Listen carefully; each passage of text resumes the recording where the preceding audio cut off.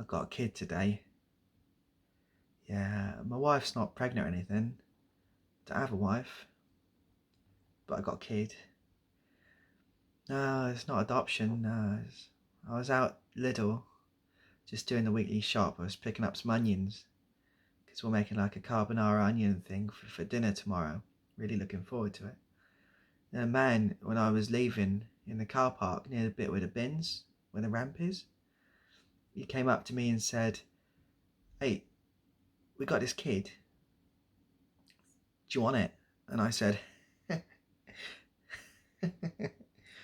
Why would I want a kid? I don't want a kid. And he said, "Well, you've got some soy milk in that bag." Because I was picking up soy milk as well, you see. "I need some soy milk and I don't particularly want this kid. Do you want to trade?" Initially I was like, then I thought, well, I do need a hand around the house for things.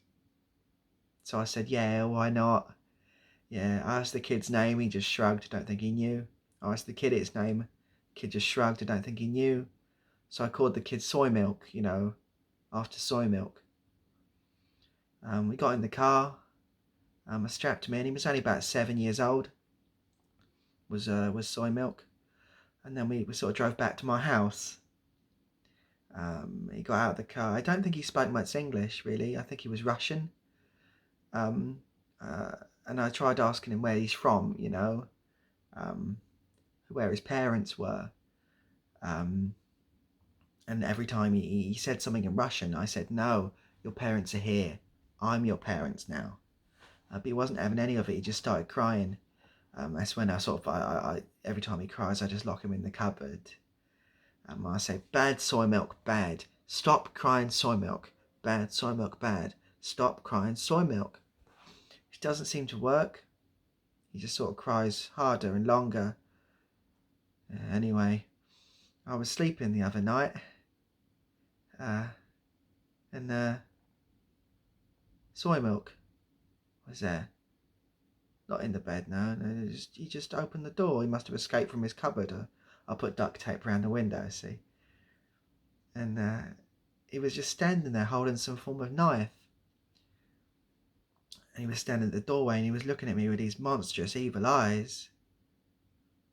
And I knew at that point that he hadn't put up the shed I asked him to put up. And I really wanted that shed. I was going to put my spade in it. I've only got a spade for the gardening.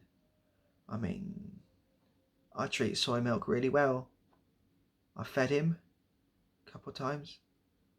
I give him water whenever he does something good. And I only brand him with fire when he does something really bad, like not build a shed or cry. But I don't know.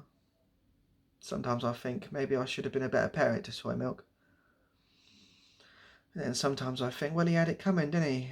And so I tried to find the guy that sold me soy milk. I went back to Little Car Park and sort of wandered round. I had a big old sign, like a cardboard sign, that said, "Have you seen soy milk?" A lot of people advised me that if I went into Lidl I could buy soy milk, but I said that's not what I meant. Anyway, couldn't find the man.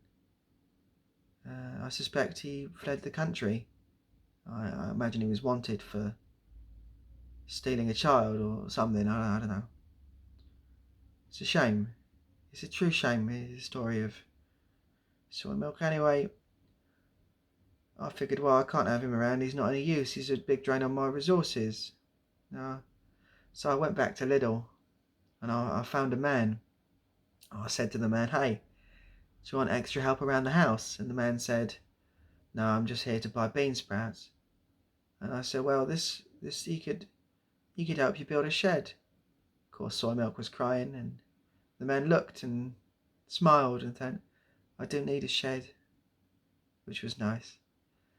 So he took soy milk off my hands, and before he was dragged into the car, I heard him say, "Your name's Beansprout now." It's funny how life goes through those sort of cycles, isn't it? I never saw him again.